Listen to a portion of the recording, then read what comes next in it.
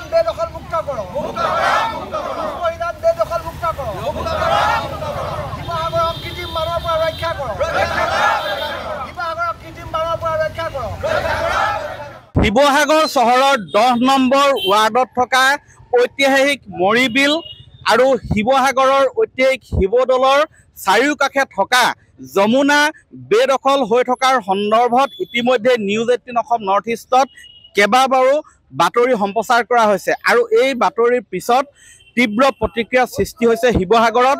আজি শিৱসাগৰ জিলায়ুক্ত কাৰ্যালয়ৰ সন্মুখত এই ধৰণে অৱস্থান ধৰ্মঘট কাৰ্যসূচী ৰূপায়ণ কৰিছে আৰু এই কাৰ্যসূচী ৰূপায়ণ কৰাৰ মূল উদ্দেশ্য হ'ল যে যমুনা আৰু মৰিবিল আৰু ৰূপহীজান বেদখল মুক্ত কৰাৰ দাবী উত্থাপন কৰিছে। মই এয়া দেখুৱাইছোঁ যে শিৱসাগৰ জিলায়ুক্ত কাৰ্যালয়ৰ সন্মুখত এনেধৰণে সংগ্ৰামী সেনা অসমৰ উদ্যোগত ধৰ্মঘট কাৰ্যসূচী ৰূপায়ণ কৰিছে আৰু এই ধৰ্মঘট কাৰ্যসূচীৰ যোগেদি তেওঁলোকে ৰূপহীজান যমুনা আৰু মৰিবিল বেদখল মুক্ত কৰাৰ দাবী জনাইছে। যিহেতু মৰিবিলত ইতিমধ্যেই ৮০টাৰো অধিক পৰিয়ালে বেদখল কৰি প্ৰায় ধ্বংসৰ গৰাহলৈ লৈ গ'ল, সেই মৰিবিলক উদ্ধাৰ কৰাৰ দাবী উত্থাপন কৰিছে সংগ্ৰামী সেনা অসমে। মই ভাষ্য ল'ম।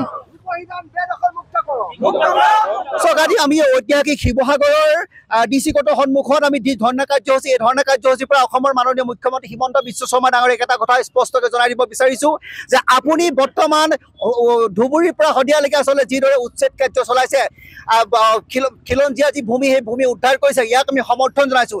ইয়াৰ সমান্তৰালভাৱে আমি এইটো কথা স্পষ্টভাৱে জনাব বিচাৰিছোঁ যে শিৱসাগৰৰ যি ঐতিহাসিক সম্পদ যি যমুনা আজিৰ তাৰিখত সম্পূৰ্ণৰূপে বেদখলকাৰী কবলত যমুনাত দুই চাৰিজন ব্যক্তিক মাটিৰ পট্টা দি দিয়া হৈছে। কেনেকৈ হ'বলৈ পাইছে? এই যমুনা অতি সোনকালে আচলতে বেদখল মুক্ত কৰিব লাগে, ইয়াক ডাষ্টবিন হোৱাৰ পৰা আচলতে ৰক্ষা কৰিব লাগে। ইয়াৰ উপৰি আপোনাৰ অতিকে মৰিবিল 10 নম্বৰ ৱাৰ্ডত থকা মৰিবিল, সেই মৰিবিল ইতিমধ্যে 52টাকৈ ঘৰ সাজি কেনেকৈ আচলতে মৰিবিলখন সংকুচিত কৰিলে, এইটো এটা ডাঙৰ প্ৰশ্ন।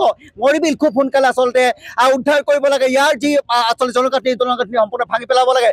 তাৰ উপৰি আমাৰ ৰংঘৰলৈ যি আচলতে অতি ভাবুকি আহিছে, এজাক বানপানীতেই আচলতে যিদৰে কৃত্ৰিম বানেৰে ৰংঘৰটো বোৱাই পেলাইছে, এনেকুৱা এটা পৰিৱেশ হৈছে। তাৰ মূল কাৰণ হৈছে ৰূপহীজানৰ যিটো আচলতে পানী যোৱা পথ, এই পথটো সম্পূৰ্ণৰূপে বন্ধ হৈ গৈছে আৰু ৰূপহীজানক আচলতে সম্পূৰ্ণৰূপে উদ্ধাৰ কৰিব লাগে। তাৰ যি বেদখল, এই বেদখল আচলতে মুক্ত কৰিব লাগে।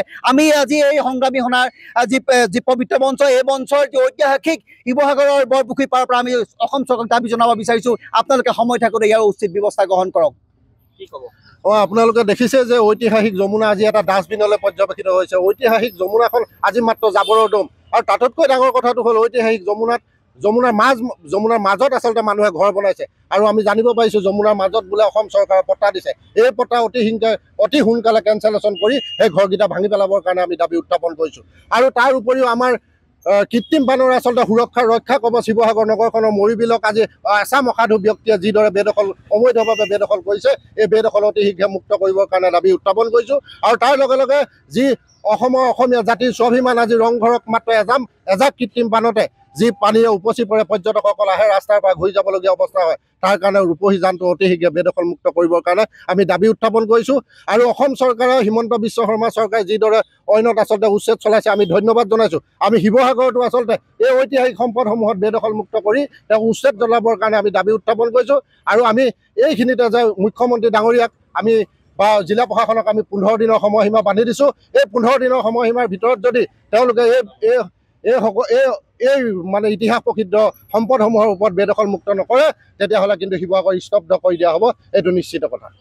হয়, এনেধৰণে মুখ্যমন্ত্ৰী ডক্টৰ হিমন্ত বিশ্ব শৰ্মাৰ নেতৃত্বত তথা বিজেপি চৰকাৰৰ নেতৃত্বত যি ধৰণে বিভিন্ন প্ৰান্তত খিলঞ্জীয়াৰ সুৰক্ষাৰ স্বাৰ্থত আচলতে যিবিলাক চৰকাৰী ভূমি সেইবিলাক বেদখল মুক্ত যিধৰণে কৰা হৈছে, ঠিক সেইদৰে শিৱসাগৰত থকা ঐতিহাসিক সম্পদসমূহৰ চৌহদত যিধৰণে বেদখল চলিছে, সেই বেদখলৰ বিৰুদ্ধেও কঠোৰ পদক্ষেপ লোৱাৰ দাবী জনাইছে সংগ্ৰামী সেনা অসমে।